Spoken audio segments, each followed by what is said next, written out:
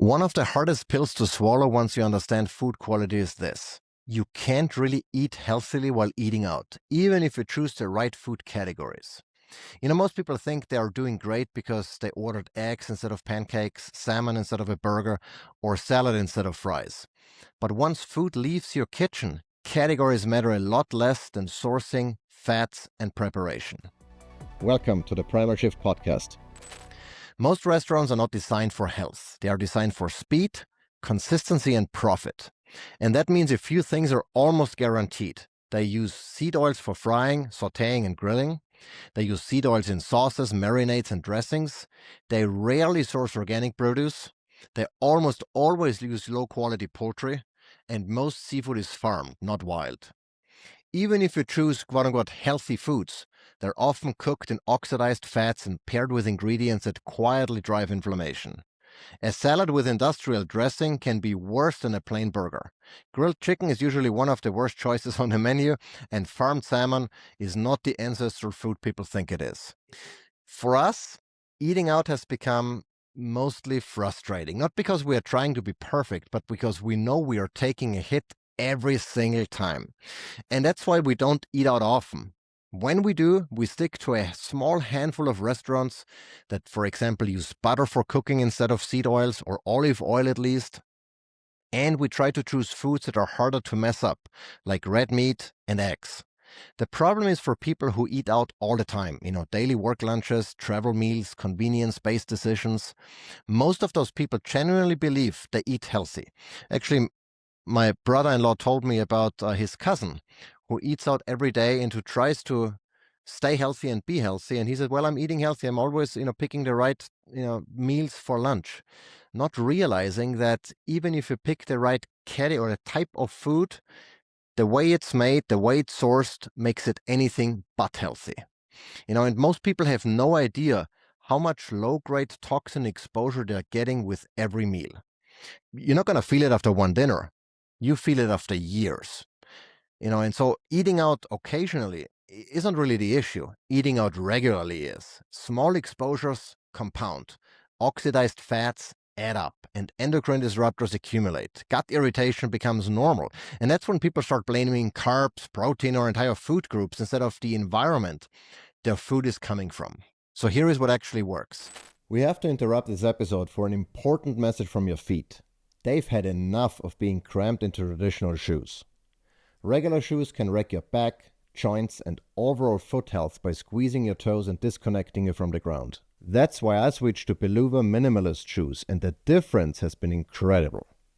These shoes give me a perfect, natural connection to the ground whether I'm walking, sprinting, or lifting heavy. My back pain disappeared, my athletic performance has improved dramatically, and they're comfortable enough to wear all day. Plus, my toes are finally pointing in the direction they're supposed to. Check them out at peluva.com and use code KUMMER for 15% off. That's peluva.com. And now back to the episode. The most effective solution is also the least exciting. Bring food from home. A lunchbox beats a restaurant salad every time, if you're into salads, that is. Leftover meat, eggs, fruit, and simple foods travel much, much better than most people think. And if you do eat out, reduce frequency first. That alone moves the needle more than obsessing over menu choices. When you're at a restaurant, stick to foods that are difficult to ruin. Plain red meat, no spices, just salt. Eggs, ask if they can make it in butter or olive oil if they don't have anything else. Burger patties without sauces, and ask simple questions. Hey, can you cook this in butter, please? Could you skip the sauce? Can you keep it plain? And avoid foods with a health halo, like salads, grain bowls, and plant-heavy dishes loaded with dressings and oils. They might look clean, but perform terribly. And this isn't about fear or purity. It's about being realistic. You can't outsource health to systems that were never designed for it. Restaurants aren't evil. They're just optimized for different outcomes. Health happens at home. And so I would encourage you to cook as much as possible at home using individual ingredients, real food.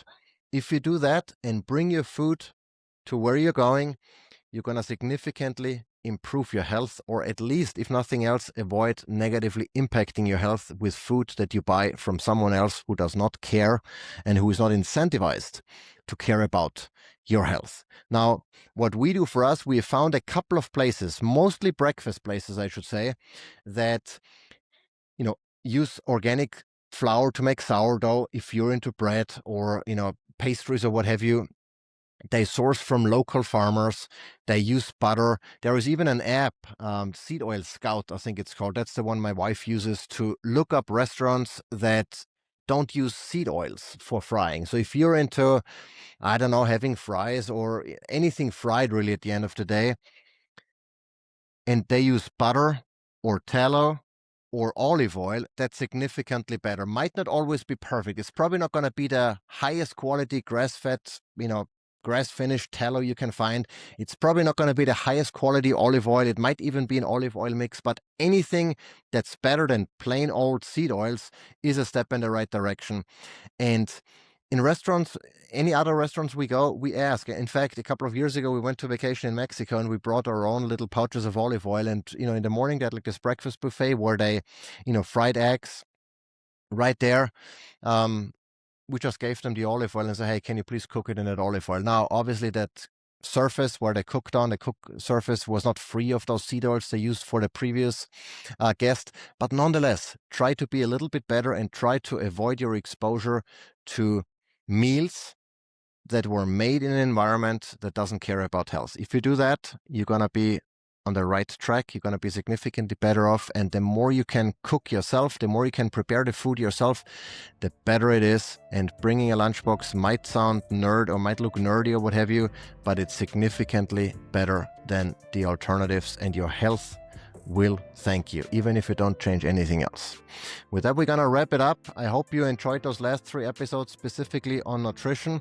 We're going to be switching gears next week.